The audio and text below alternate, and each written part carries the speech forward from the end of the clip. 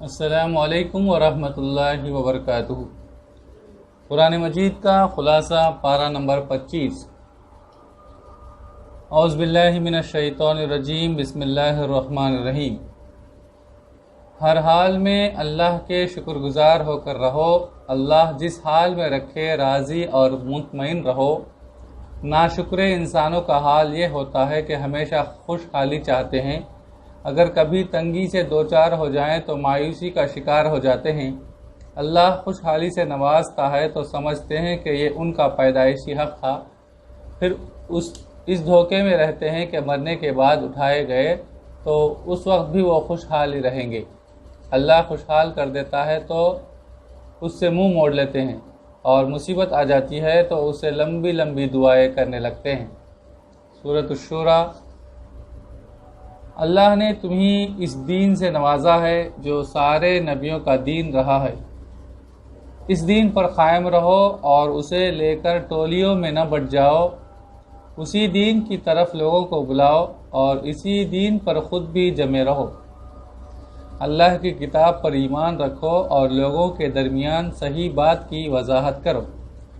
کج بحثی کرنے والوں سے نہ الجھو، اپنی جدوجہد کی رفتار تیز سے تیز تر کر دو۔ دانائی یہ ہے کہ آخرت میں اچھی فصل کاٹنے کے لیے دنیا میں اچھی کھیتی کرو۔ آخرت کی کھیتی چاہو گے تو اللہ تمہاری کھیتی میں برکت دے گا، اور دنیا کی کھیتی چاہو گے تو دنیا میں چاہے کچھ مل جائے، آخرت میں کچھ نہیں ملے گا۔ اللہ اپنے بندوں کی توبہ قبول کرتا ہے اور برائیوں سے درگزر کرتا ہے، اور تمہاری ایک نقل و حرکت کو جانتا ہے۔ اللہ کی پکار پر لبیک کہو، ایمان لاؤ اور اچھے کام کرو، اللہ تمہیں بہت نوازے گا۔ یہاں تمہیں جو کچھ ملا ہے وہ عارضی اور فانی ہے، جو اللہ کے ہاں ملنے والا ہے وہ اس سے بہت بہتر اور ہمیشہ باقی رہنے والا ہے۔ یہ ان لوگوں کو ملے گا جو ایمان پر قائم رہیں، اپنے رب پر بھروسہ رکھیں، گناہوں اور بے حیائی کے کاموں سے دور رہیں، غصہ آئے تو معاف کر دے، ہر کام میں اپنے رب کی مرضی کو سامنے رکھے، نماز کا اہتمام کرے، آپس کے معاملات مشورے سے طے کرے، اللہ کے دیے ہوئے مال میں سے خرچ کرے، اور ان پر کوئی ظلم کرے تو وہ اپنے موقف پر ڈٹے رہیں۔ کوئی تمہیں تکلیف پہنچائے تو بس اتنی ہی تکلیف اسے پہنچا سکتے ہو جتنی اس نے پہنچائی ہے، مگر جو معاف کر دے اور اصلاح حال کی کوشش کرے وہ اللہ کے ہاں اجر کا مستحق ہوگا۔ جو ظلم کا جواب دے وہ قابل ملامت نہیں ہے، قابل ملامت تو وہ لوگ ہیں جو لوگوں پر ظلم کرتے ہیں اور زمین میں فساد پھیلاتے ہیں۔ یاد رکھو اللہ ظالموں کو سخت ناپسند کرتا ہے، اور ظالموں کے لیے دردناک عذاب۔ جو صبر کرے اور معافی کا طریقہ اپنائے تو یہ بڑے حوصلے کا کام۔ سورۃ الزخرف۔ اللہ نے تمہارے رہنے سہنے کے لیے زمین میں زبردست انتظامات کیے ہیں، اور انہی انتظامات میں آنے والی زندگی کی نشانیاں بھی رکھ دی ہیں۔ تم اللہ کی نعمتوں کو یاد کرو، اس کی حمد و تسبیح کرو، یہ بات کبھی نہ بھولو کہ تمہیں اللہ کی طرف پلٹ کر جانا ہے۔ اللہ نے دنیا میں دولت کی تقسیم اس حکمت سے کی ہے کہ زندگی کا کاروبار چلتا رہے۔ اس تقسیم سے کسی دھوکے کا شکار نہ ہو جاؤ، یہ تقسیم تمہارے رب نے خود کی ہے اور بس چند روزہ زندگی کے لیے کی ہے۔ اصل چیز تو تمہارے رب کی رحمت ہے جو دنیا کے سارے خزانوں سے بہتر ہے۔ اگر آخرت میں اللہ کی رحمت چاہتے ہو تو اللہ کی ناراضگی سے بچنے کی کوشش کرو۔ اللہ کو یاد کرتے رہو، اگر اللہ کی یاد سے غافل ہوئے تو تم پر شیطان مسلط ہو جائیں گے، وہ تمہیں صحیح راستے سے بھٹکا دیں گے، اور تم زندگی بھر اسی دھوکے میں رہو گے کہ تم صحیح راستے پر چل رہے ہو۔ شیطان کو دوست نہ بناؤ، اس کی دوستی بڑی خطرناک ہے، اس کی دوستی پر پچھتاؤ گے۔ مخالفت کا طوفان کتنا ہی شدید ہو، تم اللہ کی کتاب کو مضبوطی سے تھامے رہو، یقین رکھو کہ تم سیدھے راستے پر ہو۔ اس کتاب سے خود بھی نصیحت حاصل کرو اور لوگوں کو بھی نصیحت کرتے رہو۔ یہ کبھی نہ بھولو کہ اللہ کے یہاں اس کے بارے میں تم سب سے پوچھا جائے گا۔ برے کاموں سے نفرت کرو، جو قومیں برائیوں میں مبتلا ہو جاتی ہیں شیطان کے لیے انہیں بیوقوف بنانا آسان ہو جاتا ہے۔ فرعون کی قوم برائیوں میں ڈوبی ہوئی تھی، فرعون نے انہیں آسانی سے بیوقوف بنا لیا اور سب فرعون کے پیچھے چل پڑے۔ انہوں نے اللہ کو ناراض کیا تو اللہ نے ان سب کو غرق کر دیا اور بعد میں آنے والوں کے لیے سامان عبرت بنا دیا۔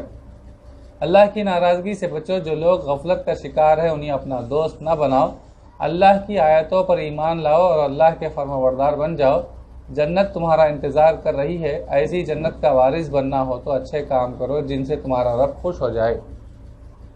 سورہ دخان۔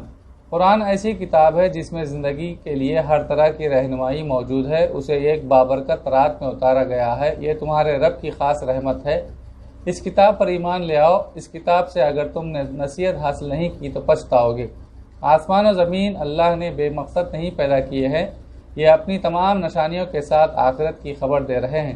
آخرت کے عذاب سے بچنے کی تیاری کرو، تمہاری آج کی شان اور شوکت اس دن کچھ کام نہیں آئے گی۔ اللہ نے قرآن کو آسان کتاب بنایا ہے، اس سے فائدہ اٹھانا سب کے لیے آسان ہے، اس سے نصیحت حاصل کرو اور اللہ کی ناراضگی سے بچتے رہو، بچتے ہوئے زندگی گزارو، آخرت کی زندگی خوشیوں کی زندگی ہوگی۔ سورہ جاسیہ۔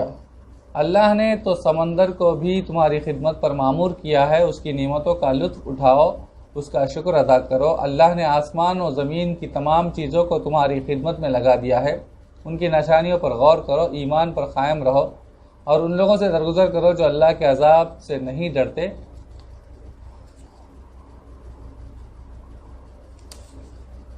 بنی اسرائیل سے عبرت حاصل کرو، اللہ نے انہیں کتاب دی، حکمت دی، نبوت دی، روشن باتیں بتائیں اور پھر سارے انسانوں پر فضیلت بھی بخشی، لیکن علم رہتے ہوئے بھی صرف آپس کی ضد اور ہٹ دھرمی کی وجہ سے وہ حق بات کے مخالف ہو گئے۔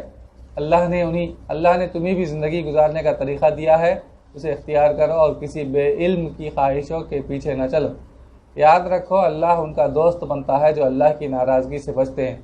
برے کام کرنے والے ان لوگوں کی طرح نہیں ہو سکتے جو ایمان لائے اور اچھے کام کرتے رہے۔